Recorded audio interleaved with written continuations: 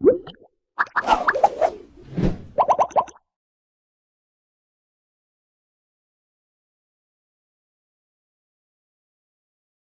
everyone to B4BTV, Bradford for Better TV. And today we have a very special episode, a webinar on mental health awareness. Thank you all for joining us. We've got some very special guests today. And the topic for today is to raise awareness on the subject of mental health, particularly in Bradford. So I'm delighted to have some very special guests who all work in the mental health sector. So I'm your host for today, Dr. Sohail Ahmed. Part of B4B, chair of B4B, the Community Action Group. So we'll start today by doing some quick introductions to our guests who all work in mental health, mostly in Bradford. And we'll find out their experience of mental health in Bradford and some of the interesting and challenging areas that they're working in at the moment. So Jaymain first, to introduce yourself. Jaymain. Yeah, so I'm Jaymain Parks. I'm a counsellor working in Leeds and Bradford with adults and children and young people. I have a background in mental health, working in community development in Bradford with minoritised communities, and working in criminal justice with women. So I think I've got about 16 years in mental health within community settings in Bradford. Thank you. Welcome. And next to Mr. Saeed Butt. Yep. Hello, my name's Saeed Butt. I'm with Learn Mental CIC. We're quite a new organisation. We're just starting up. We're essentially an organisation that delivers services by the services are delivered by people who experienced mental health issues themselves, and we provide services for groups, individuals, mental health agencies, and we also encourage people with experience of mental health issues to actually become involved. Thank you. And Hasan Khan. Yeah, hello everyone. My name's Hasan. I'm a psychotherapist. I've been working in mental health for about 3 years, and my main sort of specialities have been bereavement, working with sort of terminal illness, and working within sort of like general anxiety, depression, sort of OCD, so like a wide range of different presenting issues. Some of you may have heard me on radio. I'm on Radio Mac as well, so I have a topic on there each week and speak about sort of mental health related content. So yeah, I think I became a counsellor because I thought, it's not that I haven't seen many in the sort of counselling field. So I embarked on the course after sort of COVID, and it's been really life-changing for me, but also for a lot of the clients. So yeah, that's a little bit about me. Excellent, thank you. And Shamsa, Sister Shamsa, go ahead. So hi everyone, my name is Shamsa. I'm a counsellor, and I actually recently qualified last year, so I'm in the process of building up my private practice. I do work with an agency as well. So my area of speciality is actually I've worked in different kind of areas, but I have also done, I think majority have been bereavement. And with that, when I say bereavement, when a client comes in, they could, bring other issues as well. So there's kind of a wide variety of issues that I have worked with. Yeah, a diverse community as well. So not just the South Asian or Asian community. I worked with other communities as well. So I've had a mixed bag really at the moment. So yeah, that's what kind of my background is. So I've got an interesting story later on. If we have time, I'll tell you why I came to counselling. Excellent, yeah. So today's session is an introduction, and it's more raising awareness. So we'll talk about what exactly mental health is, because it's important to define what we mean by mental health and why mental health is so important for everybody, regardless of age, regardless of culture, background. Mental health is critical and crucial for everybody. And we'll talk about some of the barriers people might face, some of the stigmas specifically in certain areas within Bradford, there might be more sort of barriers than most communities. So try and explore these areas.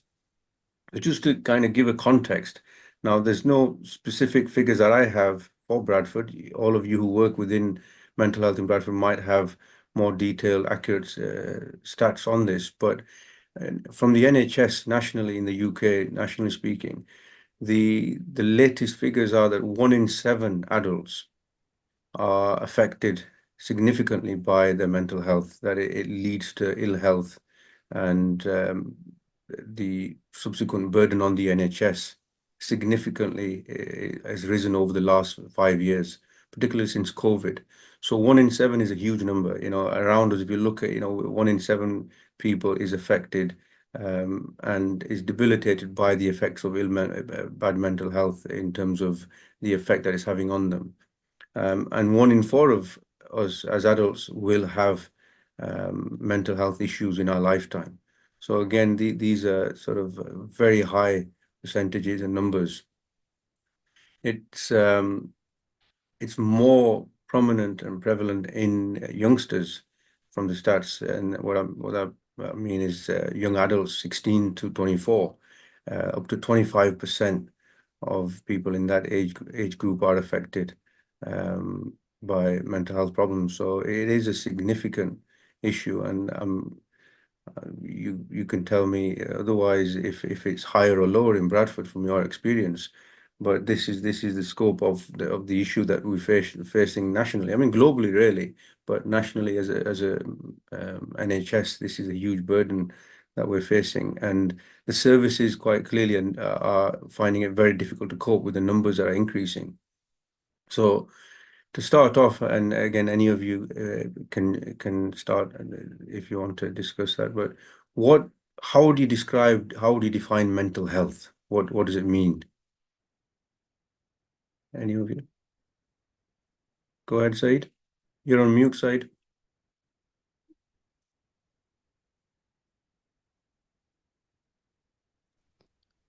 I mean, for me, mental health is, we all have mental health. Every person has mental health. It's just on a different scale that people's mental health might vary from day to day, from week to week, from time to time. I think it's also important to recognise that there's such a thing as good mental health and mental health that causes problems. And I think in Bradford, we've generally been concerned with mental health that causes problems for people. And we've seen those figures rise, especially after COVID. COVID was a completely new experience for people, and people became a lot more aware that things weren't as they should be.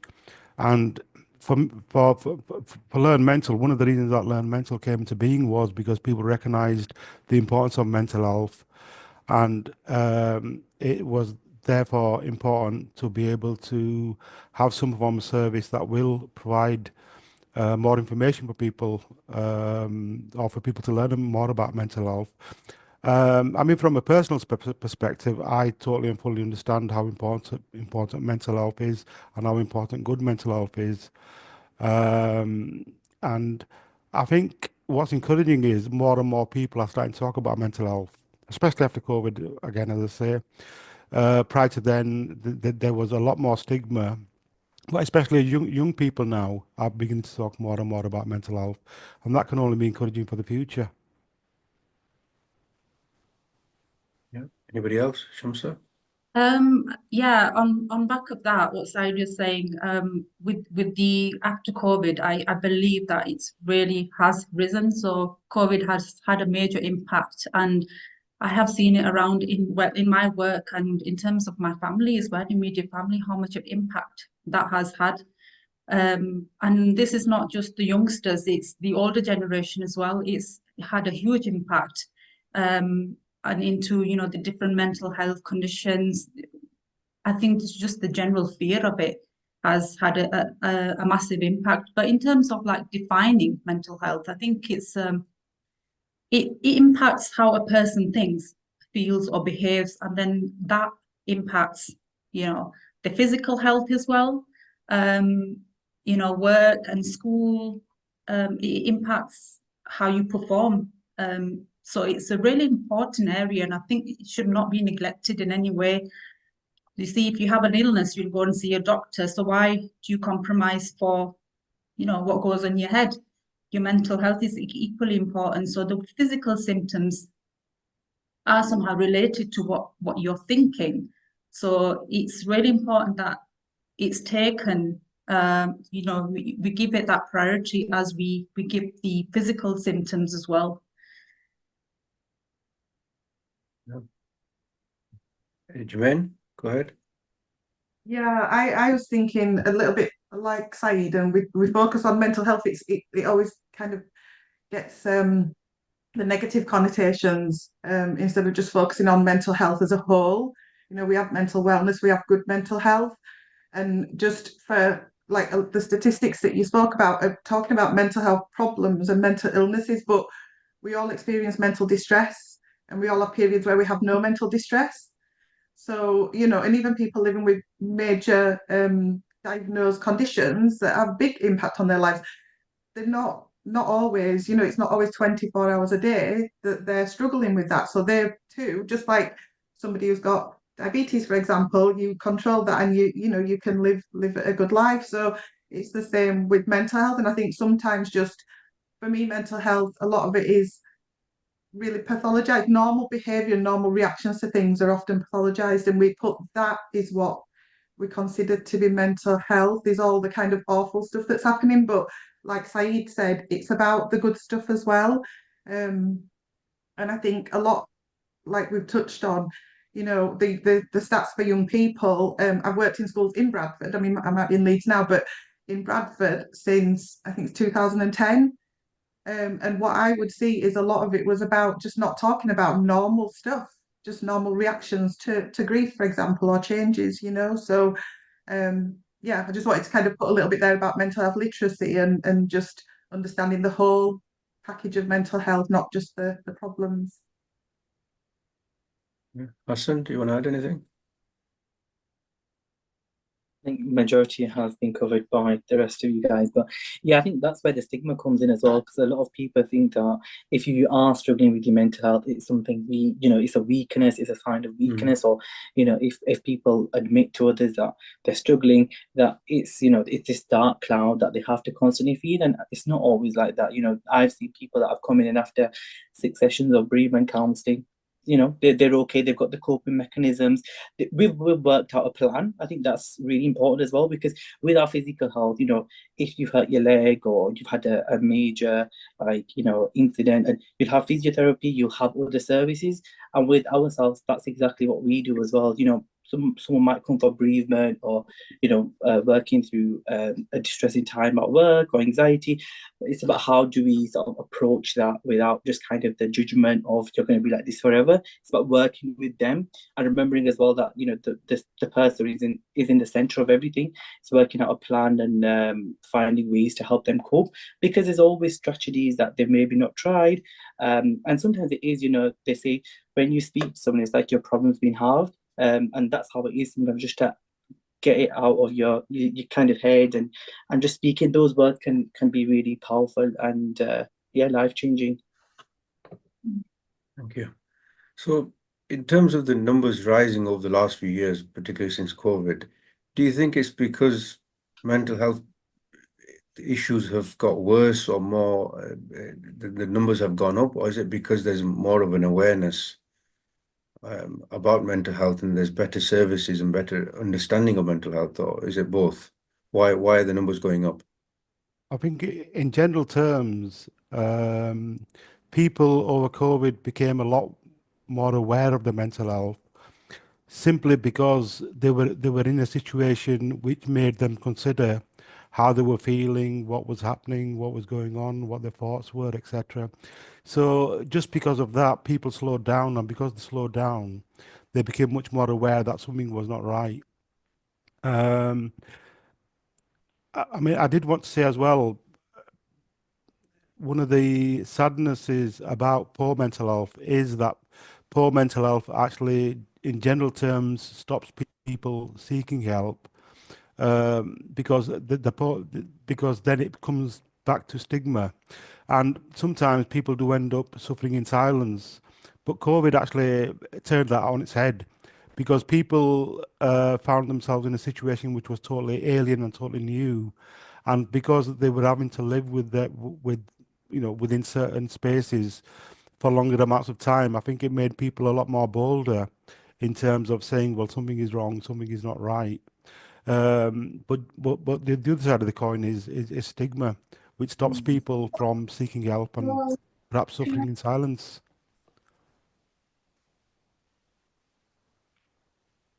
Sorry, was somebody going to say something? No, somebody Someone joined. else. Yeah, anybody else comment on? Yeah, I think there is more awareness now since COVID, and I think there's more out there in terms of awareness and how to ask for help than there was pre-COVID. That's how I see it. But I don't know whether that's because I'm in mental health and I see it all around me, and I'm kind of surrounded by it at the moment. But I do believe even schools, are more into it now and quite aware of what is happening and how it can impact students. So I have seen, like, I feel there is a rise in that sense now. So going back Yeah, to, sorry, yeah, go ahead, Jay. I was just going to say, I think it is both. I think, there is that increase in awareness, and there's more opportunities to speak, but there's also more people going into crisis as well, because the lower stuff are not being dealt with. So I think that's why we're seeing higher figures in some areas as well, because there are people hitting those parts, those thresholds where the figures that you were talking about. We've got wonderful initiatives in Bradford, but sometimes the initiatives, for example, whether it's going into schools, community groups, are hitting against systems, often statutory systems that don't complement them. So yeah, I just wanted to put that out there as well. What do you find as like common causes or triggers within areas that you're working when people come to you? What are the common causes behind sort of issues with mental health that people are suffering? What are the common themes that you're seeing, if there are any? I would say more anxiety and depression. There's a lot of that people come in, and then once we start exploring them issues, there's a lot more behind it.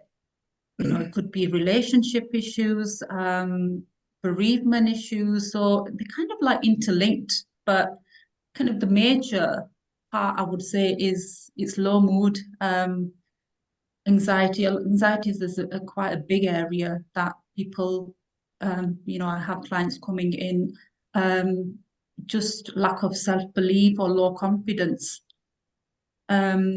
Yeah, so these are kind of bigger areas. I don't know what if Jaymain or Hasan or Saeed's experiences, but I see a lot of that. But like I say, I work in bereavement as well, so bereavement might be the main type, the main reason why they're. But once we start peeling underneath, it's like a whole load of issues that come forward. And again, back to COVID, that comes in as well. I think it just comes to a point there where the individual comes, wants to seek help because they can't cope anymore. I think just in general terms, as human beings, we're really complex, and our minds are really complex, and people do experience different issues and tend to give different labels to those issues. I mean, I agree with Shamsa that anxiety and depression is always or often the number one, simply because that's a reflection of just how complex we are. I mean, I came across a World Health Organization figure which said that half the world's population are likely to experience some form of mental health condition at some time in their lives. And on the face of it, that's actually amazing, especially when somebody thinks, well, mental health is not an issue that concerns me. But on the other hand, if we actually think just how complex we as human beings are, then that's quite understandable. Because people experience all kinds of day-to-day issues, all kinds of issues which affects them in different ways, and people respond to issues in different ways. So, I mean, I agree that anxiety and depression is probably the number one in terms of mental health issues that people are likely to experience. But within that, there's all kinds of different separate issues as well. And I think it's also important to remember that we as human beings are individuals with our individual experiences. With these numbers rapidly rising over the last few years, the natural question people ask is there something more going on? Is it more than just awareness and the fact that people are aware of these conditions and actually seek help? But within society, is there the infrastructures and sort of communities, is there something more? Why are people more stressed now? Why is there more anxiety? To me, in my line of work, I'm seeing anxiety, which I never saw. I've been as a GP over 10 years, and I've seen a drastic rise in all ages, not just young people, but in all ages, elderly, even people, retired plus elderly. So there's a global increase in stress, anxiety, depression. So is there something more? Can we pinpoint to say that there is something bigger going on here? Is it communities, societies, isolation, loneliness, something in the society that now we live in? Has something happened over the last, I mean, yes, COVID has happened, but this was happening before COVID. So are there infrastructures, the systems broken? Is the community broken? Is there something more that's affecting all this? And if there is, what's the solutions? Sometimes I'll start in school, but just because that's where I spent my day-to-day life. But young people, the expectations, the huge expectations, the lack of time for transition, expectations upon expectations, and then quickly move in and then adapt, and more expectations, reduction in kind of play times and break times. It's like I used to think, I'm not surprised they've got anxiety because you've got half an hour to get out of the classroom, to go to the loo, to spend time with friends, to get your lunch, to queue, to eat it, and I used to think that gives me anxiety because there's a massive queue, and then quickly get back to your lesson before someone screams at you to be somewhere else, but then when I look at life, somebody's put in the comments something about working class, and I think that is it. People are just being dragged one way and another.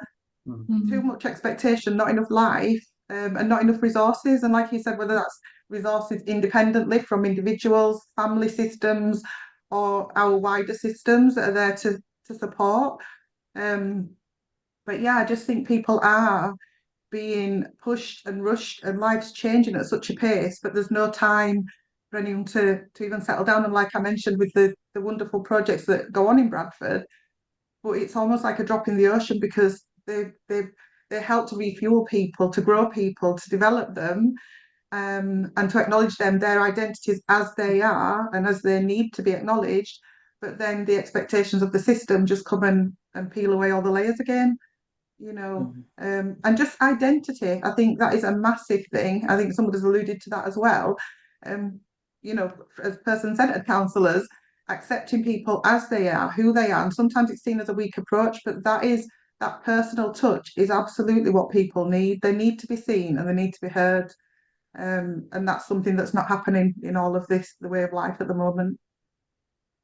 Yeah, I agree, Jaymain. I think it's trying to fit in a box. So it's a box that everybody has to fit in that, and they get told that this is how you should be behaving, this is how you should be acting. Whether it's work or school environment, it's trying to fit in a box, which is not. Everybody's have their own different ways of going about, and their own aspirations, their own way of being, which they have to compromise. And I think that's why, and also being a person-centered counsellor, we give them that space in the therapy room to explore that, And, sometimes that what comes up is I'm not allowed to do this. So I have to fit in this space that I'm being provided with, and which can be claustrophobic for them.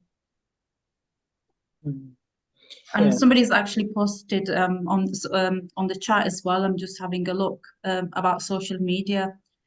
Again, what's out there. It does impact everybody, not just youngsters, because there's so much material out there, and when they're looking at that and trying to copy and trying to kind of take that person or the ideology as something that they think, okay, if we behave like this, we'd look like that. So that's, again, it's a really good point. Social media does have a major contribution. I think I agree with a lot what's been said, and I think Jaymain kind of hit it on the nail on the head, really, because life has changed. Life has become different to the life perhaps we knew some years ago, and life will constantly change and become more complex, and it's about how we react as complex human beings. I picked up on the social media as well, and yeah, I mean, social media has developed in the last 20 or so years ago, and with it, it seems to have brought its own set of issues. So perhaps, the fact that life's changing has also meant people have become more aware that their mental health is not as well as it should be or could be. Do you think we've become less resilient, or is it the issues we face have become more complex, or a bit of both? Sorry, I'm not going to be fuming the whole way through this thing, but I am fuming because a lot of young people and adults are told that they need to be more resilient, but Yeah. they're not given the means. They're told exactly what to do, when to do it, when to go to the toilet, when to be hungry, when to do everything. And then when do they get a chance to build resilience, except for by going through the hardships that they're kind of cornered into by just figuring out life, in such a hurried, such a hurried and harmful way, really. And I just think, talk about not being able to build resilience, but when do they have time? When do they have time to really experience life and to develop strategies, to develop techniques, to develop coping skills? I just think it's really unfair, especially for young people. I think it's really unfair that they're always, it's always aimed at them. It's their problem because they should be more resilient. Mhm. They're getting broken. They're not being built. They're being repeatedly broken. And yeah, that does build us sometimes. But after we've been absolutely depleted, and some of us might survive. But I think that's a good point about resilience, because resilience does come with experience, like I think Jaymain was saying. So perhaps perhaps there needs to be a kind of process whereby people have to undergo certain issues in order to become more resilient. But it's also about people learning to become more resilient. So yeah, maybe it's just about resilience. Maybe it's just about us understanding more and learning to adapt more to the changes that take place. Commonly, when you get, young people unfortunately get told, well, in our day, we used to do this and we just got on with it. But the reality is that this is not that day. The days have changed, the times have changed, and the issues that youngsters face now. I mean, I didn't have half of these issues when I was at school that they're having now, and that's less than a generation ago. So even in 5 or 10 years, things have moved so fast that a century ago, things wouldn't have moved this fast. When there used to be a shift in society, it took 150 years. Now it's taking 10 years. It's that quick. Things are moving so quickly. So people are not keeping up. So even our generation that's gone before us, our parents, grandparents, they don't even have the resources or understanding to actually help some of these youngsters. And all we can say is, well, we didn't have this problem in our time, or we just got on with it. Just pull your boots up and get on with it.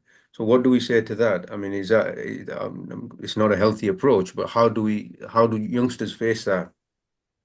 I think, I mean, I have kids, but I've got nieces and nephews, but a lot of them come to me, obviously. I'm the counsellor, but when they speak to me about their issues and like how school have dealt with it, or just generally, when they're having one of those days, sometimes you just need to listen. I think listen attentively and don't kind of listen with this approach that I'm just going to answer as I want to. You need to kind of listen to what they're saying and sort of ask them what they're hoping to gain from the conversation. Because I think sometimes, I think Jaymain was mentioning, like, wait, kids are told what to do and how they should do it. Like, they have to follow, like, a tick box. You have to do this at this time, and it's almost like a timeline.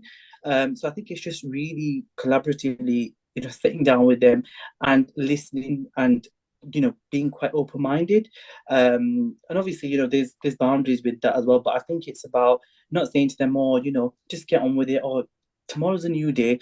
It's about saying, okay, what are the solutions, and what can we look at these problems, and how can we sort of dissect that? Because I think in school sometimes as well, it's really, really difficult. Teachers have really difficult jobs as well, but I think sometimes with the mental health side of things, it's almost like brushed to one side. Sometimes it's like, oh yeah, you go home, speak to your parents. Sometimes it's difficult. They can't come home and speak to their parents, or they feel like they don't have the space. And I know we're kind of, obviously I'm a counsellor, so my family are quite open to that, but I know there's many students or young people that go home and they just don't have that outlet because their parents are not able to really understand them.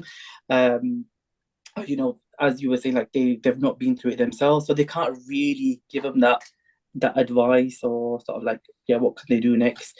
So it is difficult for those children, but I think there does need to be a lot more awareness on, like, it's not just talking about the academics, it's talking about how they're feeling, because their feelings are so important. Like the piece of paper that they get after education, that's important, but how they're feeling and what they really want to achieve is the most important thing, to be honest. So yeah, just being quite attentive, and not listening to just respond to them. It's about being open-minded as well. Okay. I really like your points, Hasan. I think just following on to that, in terms of school, I think there seems to be a lot of pressure on the teachers to actually teach the curriculum and then, do the mental health. And sometimes they just don't have the time. And I think it's really important to have a space at home. And I remember when I used to have that space, and I'm really grateful that we had that time where we all sat down together at meal times and talked. I feel that is lacking now as well, where the parents are in a rat race to constantly at work. When they come home, it's very structured, so it's food time and then homeworks and bedtime. There's no in between time where there's an open communication around the dinner table where you're talking to each other. How was your day? How was the day at school? That level of communication doesn't seem to, well, it seems, I can't speak for everybody, but it does seem to lack. And I think that's one of the reasons why children are not able to be, they don't open up to the parents because they think that they don't have the space for it. Hence, the health conditions, mental health conditions comes in, kicks in, and they feel they need to see somebody because they don't have that space at home. Other way around as well for parents, they if it's a couple, they are so engrossed in day-to-day job that they don't there's no communication channel there, so therefore they can't sit down and resolve any problems or have open discussions, and then that could turn into like conflicts or marriage conflicts, relationship issues, which kind of go out of proportion. As I think communication here is quite important part, that there seems to be no time within the day to sit down and communicate with each other. So that's kind of like a really important point, I think, within this that could help the situation. Yeah. I'm keen to talk about strategies and solutions as well, but I think there's so much to kind of, I mean, the chat, there's quite a lot of interesting topics touched upon there, and it's a task to unpick some of these things. So I'm sure we will definitely need more sessions. But there's somebody's mention of something on here, dopamine. Now, I don't want to get too scientific, but again, from a medical point of view, there's research, there's evidence that our brains are actually different than they were a generation ago. The brain, the chemicals within the brain of youngsters has changed, the chemical composition. And the reason for that is dopamine is one of the reasons, and that's overstimulation. Phones, social media, tabs, whatever, from a young age, using all this social media, it elicits responses in the brain and stimulates the brain and creates certain chemical production. And these chemicals lead to highs and lows. And dysregulation of this, it can lead to, over time, impaired balance within these emotions that result from these chemicals. So definitely there is a science behind this as well. There is, it's very strange, I find, from a government level or higher up within the NHS, well, that people can't look at this as a science and say these things are harming not just children, but actually adults, social infrastructure, societies, families. Like you talk about, Shamsa, spending time sitting down and talking as a family. It's very easy to hand a child a smartphone or a tab and say, here you go, and we can get on with something else. But what is the damage that's taking place because of that? Because what I see a lot of times in practice is we get 12, 13, 14-year-olds being brought in by their parents and complaining that, there's problems. And the first thing I'll say, this problem hasn't happened overnight. This is years and years and years of possibly neglect and at least mismanagement at best from the parents. So there's an issue of parenting. So it's not an issue with the child, it's the issue with the parents. And actually having the insight or courage to say that to themselves as parents, actually, we've messed up here. And maybe we should have some sessions about mental health before we can actually point fingers at the child.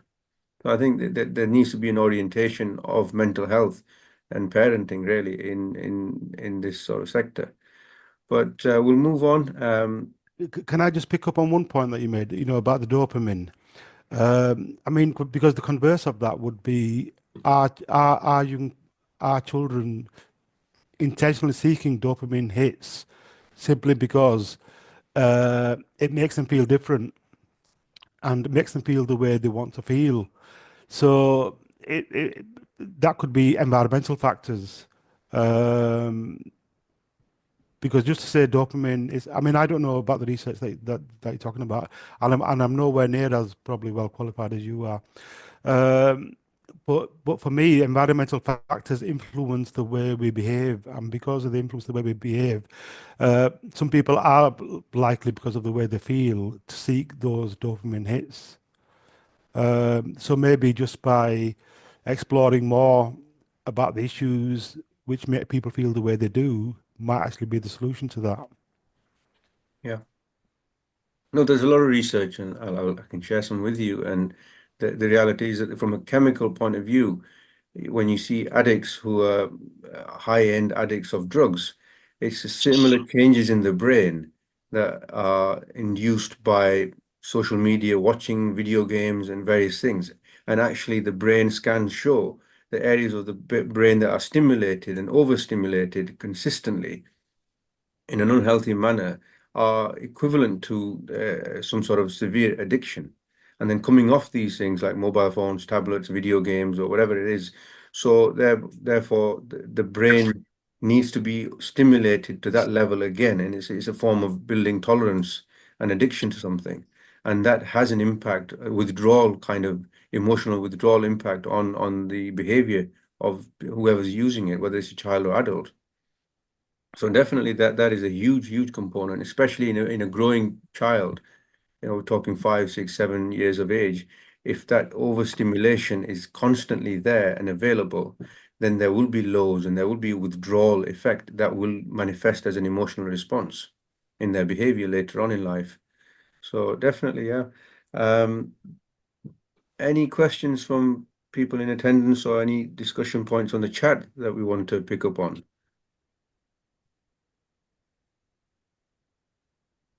Yeah, somebody mentioned dopamine. Yes, adults as well. Yeah, definitely. It's not just for children, but it's more harmful in children because it's unregulated in some ways because they don't know when to kind of regulate that. But we as adults are the same. We're hooked on our phones, I guess, so many adults, and in that we neglect children, and children learn from the adults by observation. So it's again parenting issue. Naz, you've got your hand up. Go ahead. Hello, Assalamu alaikum. Well, Mashallah, lovely program. I got the link from a friend, and Shamsa, hello, it's Naz. Oh, hello.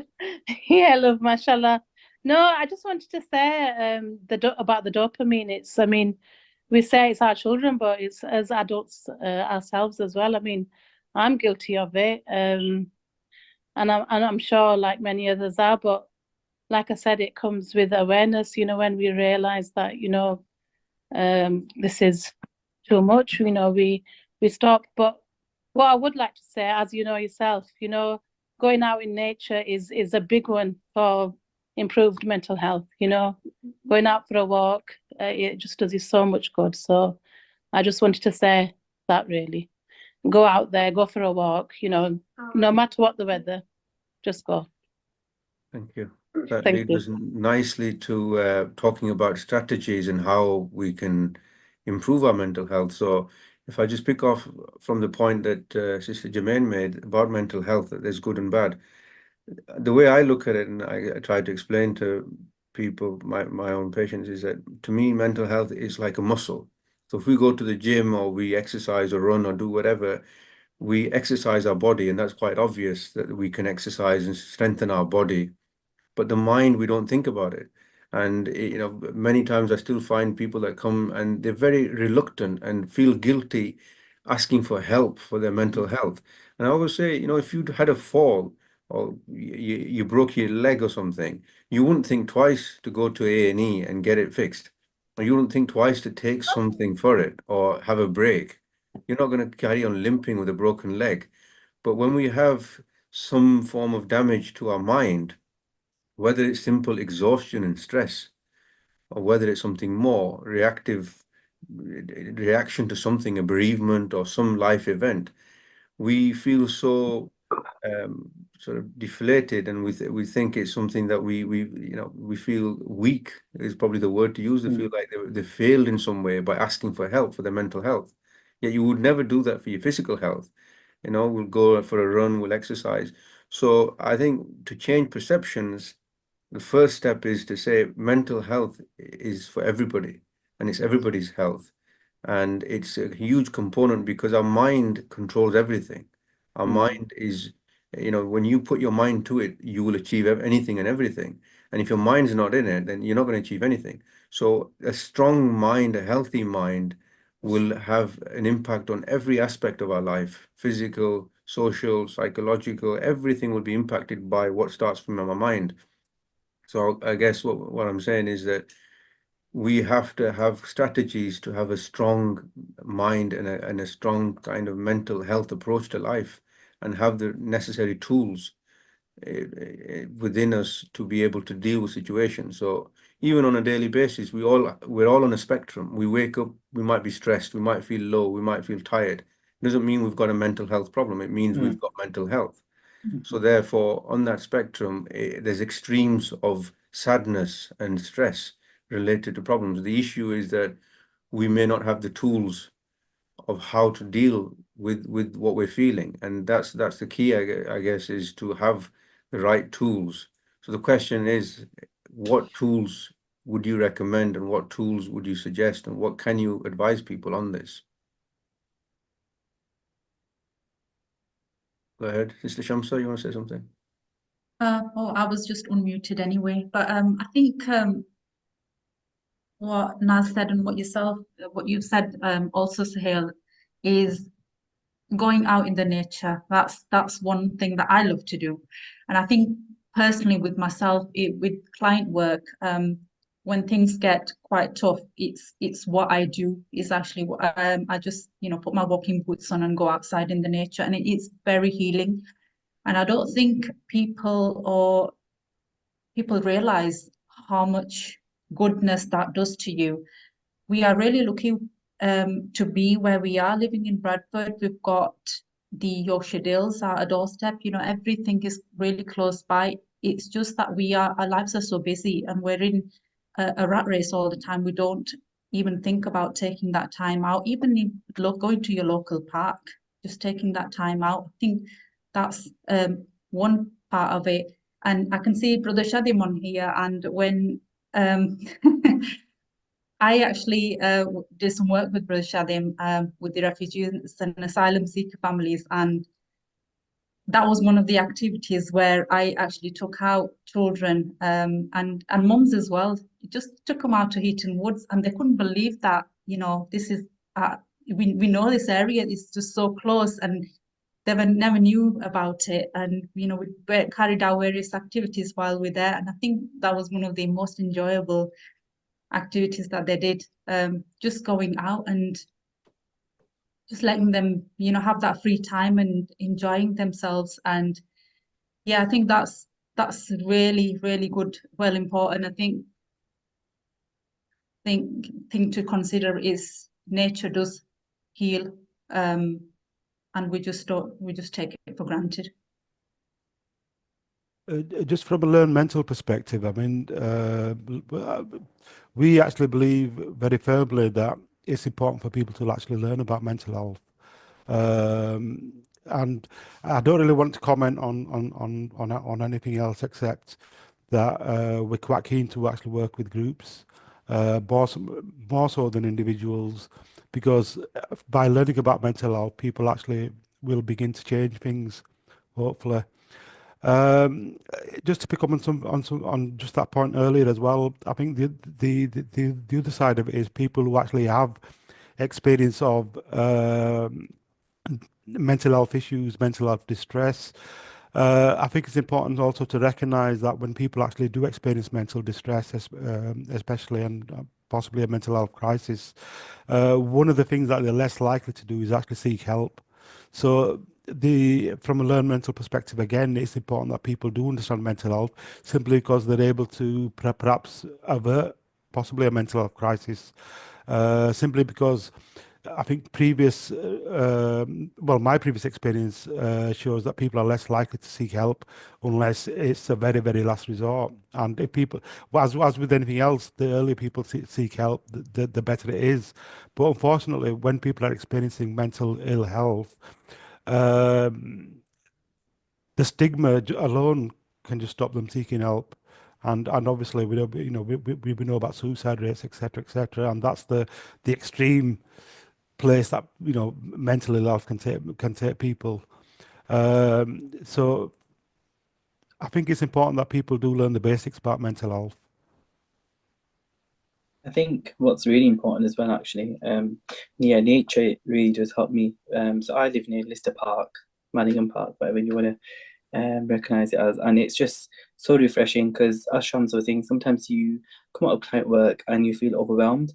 You feel quite, you've taken a lot on from the day, and it's just so nice to just get out and just be present as well. I think that's really, really difficult sometimes when the busyness of the world and your days and your week, and you've got so many errands to run, and the list just goes on. I think it's so important to just remember to be present, and it could be even for a couple of minutes.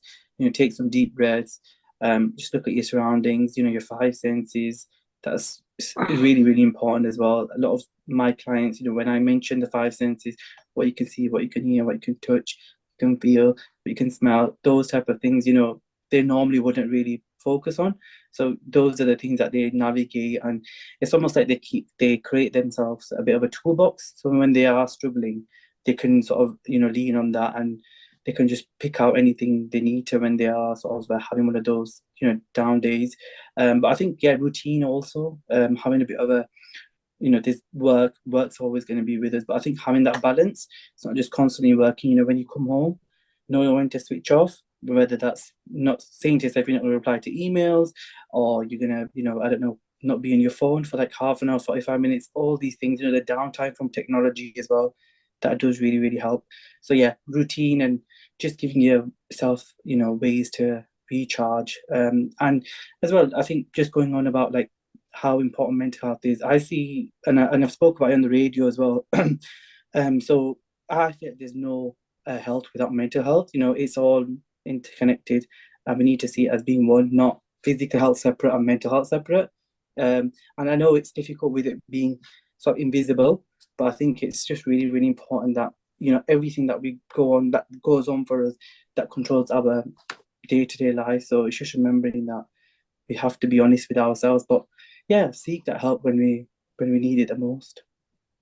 Thank you. Sister Jaymain, go ahead. Yeah, I think what Saeed said about psychoeducation is really important, because I often see with adults and young people that if they understand what is happening in their body, why it's feeling, why it's reacting to a certain issue, experience, if they understand why, then they can quite often feel in control and teach with strategies, you know, help to learn to do more of what helps, more of what makes them feel better, to be able to regulate and things. The other thing that I wanted to say was about encouraging creativity in our young people.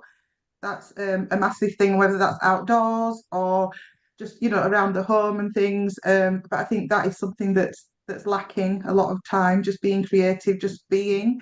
And then there's something we have in Bradford called the Wellness Recovery Action Plan. And that is a peer-led, it's peer groups. So Saeed, back to the groups again, it's helping people to create those support systems. But also what it does is it helps that individual. So it doesn't matter if you're wealthy or you're poor, it doesn't matter what you have, but it's kind of saying that everybody's got something within reach that can hold them up. And it might be something really small. It's about helping people to use what they have, what resources they have. It could be people, it could be things, it could be memories, just everyday things, and teaching people to use what they have, because not everybody has access to support, to counselling, to resources in school, at home. So it's really teaching that person, and rather than thinking about resilience, it's talking about wellness and wellness tools, and what do you have in your wellness kit, your wellness box, that can help you day to day. And because it's peer-led, it also creates that support as well. So, and that's a wonderful resource that we have in Bradford that I think is underused. Thank you. I'm just having a look at the discussion chat going on, and thank you to all of you who've made these comments and insights. Very useful. I'll just pick off a few. I mean, there's so much to talk about. I think we're definitely going to need more sessions. There's so much I want to carry on asking, but there's mention of creativity, like you said, Sister Jaymain, journaling, mindfulness, holistic therapies, holistic, yeah, I guess, you know, things that are not medications necessarily or conventional approaches. There's so many other therapies out there. Looking at culture, religion.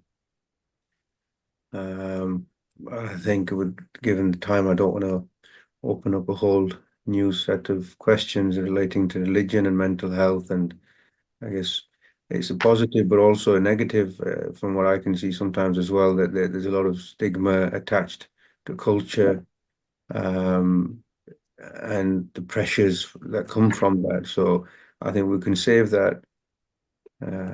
Just looking at anybody else wants to say on the questions there. I'm just having a quick look through the discussion board here.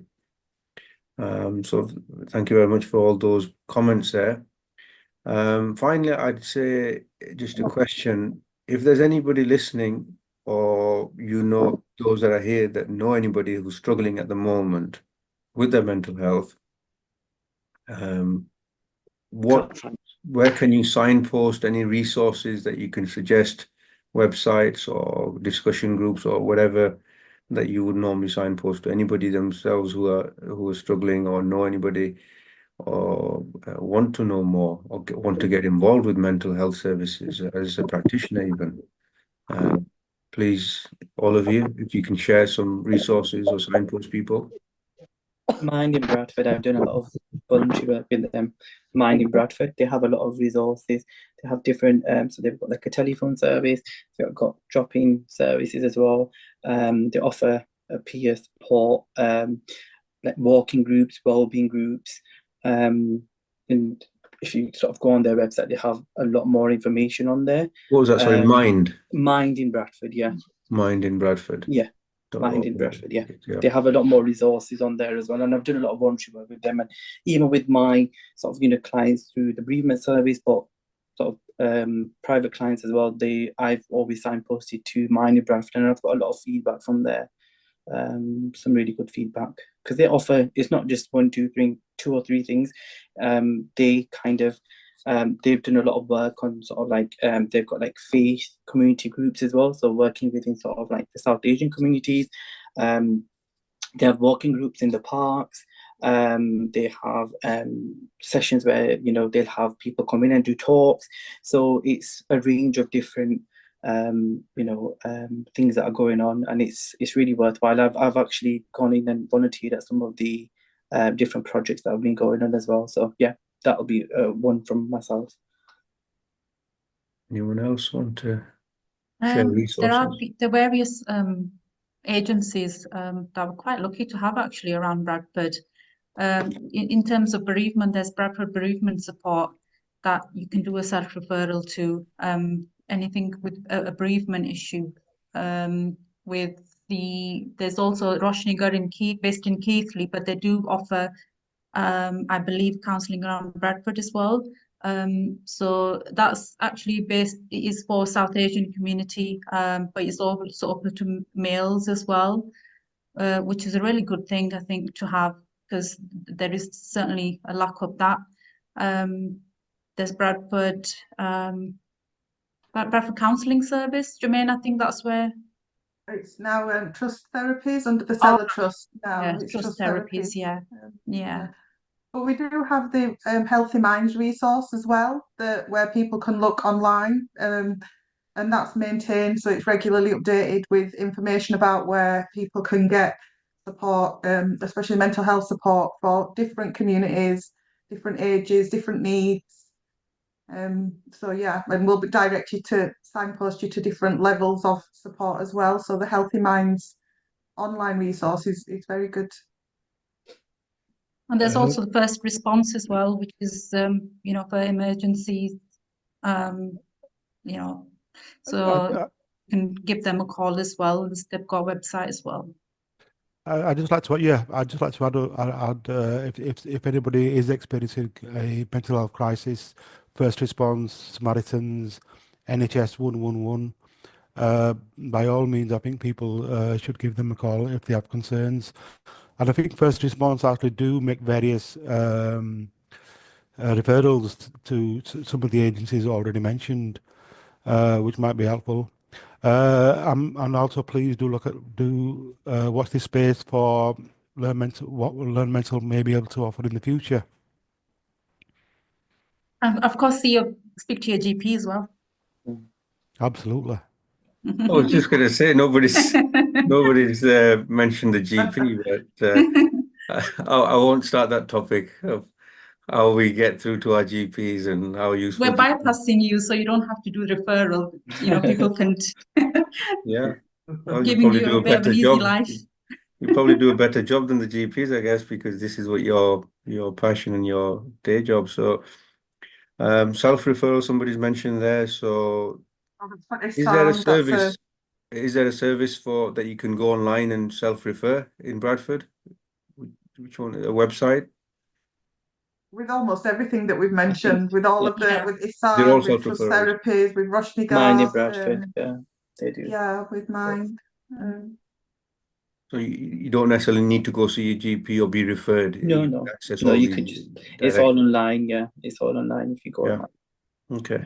And then within that, they will have their own resources as well that people can access and read. And are there specific resources, say, for women or people who don't speak English? Are there resources that are specific culturally or for specific needs for people that people can access? They don't speak English as a first language. So obviously, Roshnigar has different therapists with speaking different languages, but also I know Girlington Centre's just started a project that's a maternal health project for the people from the Roma community as well.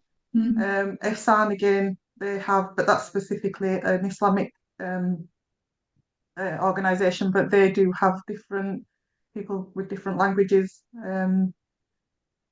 Yeah, and I know mine do as well. Sell the Trust. I think a lot of places do now, depending on what languages, but yeah. I think that there's a lot of inclusivity now with sort of services as well, and the need with sort of like, for people that don't speak English. I think it's quite important to have that facility there as well.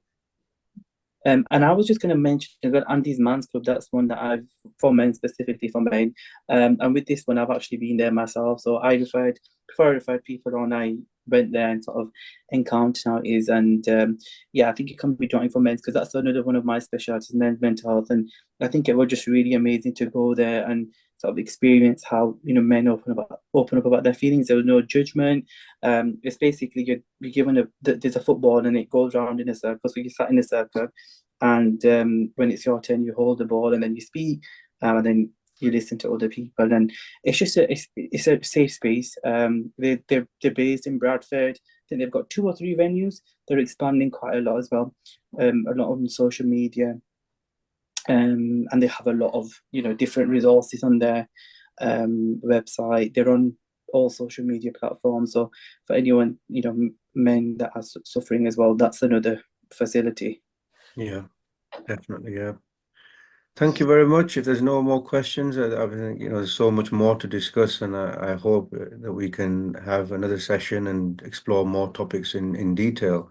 It's been very good to have you all here, and I hope this session has been useful for all our listeners out there. So thank you very much, and see you all soon. I'd just like to say thank you for the opportunity as well.